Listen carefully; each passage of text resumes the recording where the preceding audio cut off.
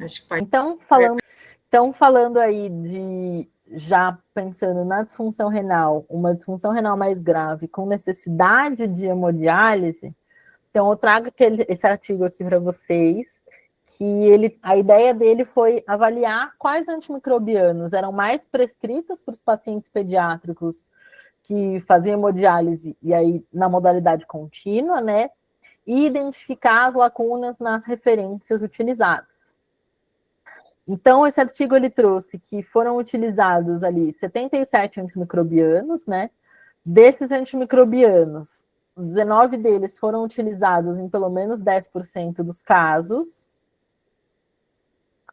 E aí, 17 deles a gente tinha algum guideline para fazer o ajuste de dose considerando a hemodiálise, só que quando a gente foi olhar nos estudos primários, quando eles foram olhar os estudos primários associados a esses guidelines, somente um tinha estudo primário relacionado ao paciente pediátrico.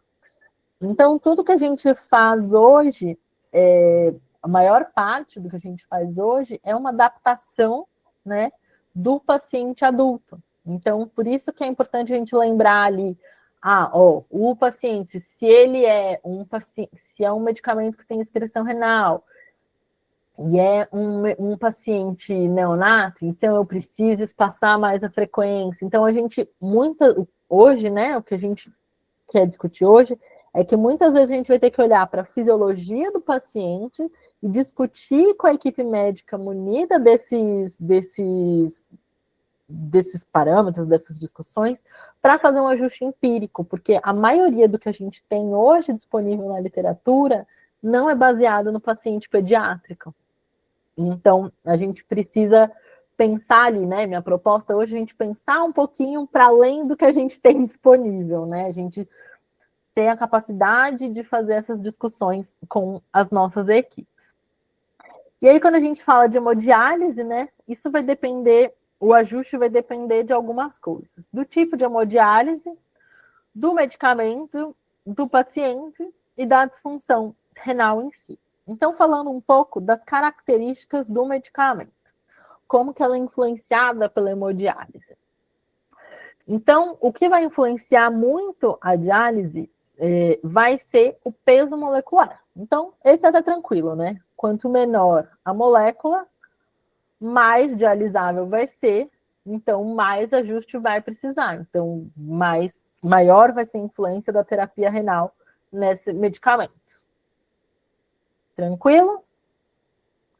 Outra questão importante que vai influenciar é a fração livre do fármaco. Então, a proteína ali, né, como a gente já falou, é uma molécula grande. Então, quanto maior a fração livre do medicamento, maior vai ser a influência da hemodiálise. Então, aqui a gente tem o meropenem, que tem baixa taxa de ligação à proteína. Então, vai ter muita influência da terapia de reposição renal. Isso, até o 5º dia, Priscila, isso mesmo.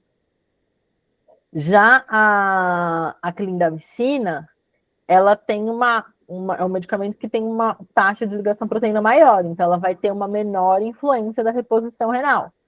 Então, essas são questões que precisam aí ser consideradas.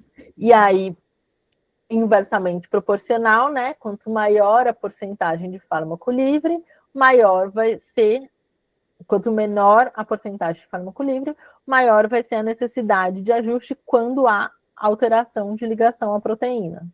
Então, a gente está juntando ali os dois conceitos.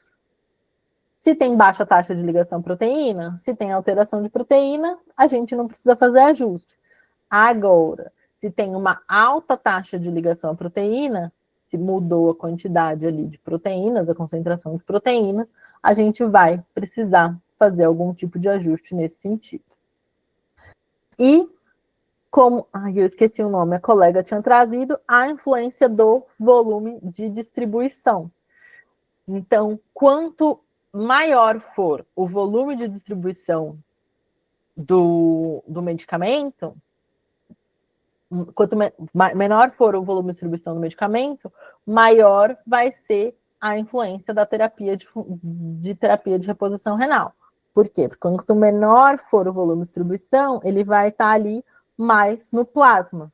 E aí a gente vai submeter esse paciente a hemodiálise, a gente vai ter mais medicamento ali para ser influenciado pela terapia de reposição renal. Quanto maior for o volume de distribuição, ele vai estar mais distribuído nos tecidos, então vai ter uma menor concentração no plasma, consequentemente, uma menor influência da terapia de reposição renal.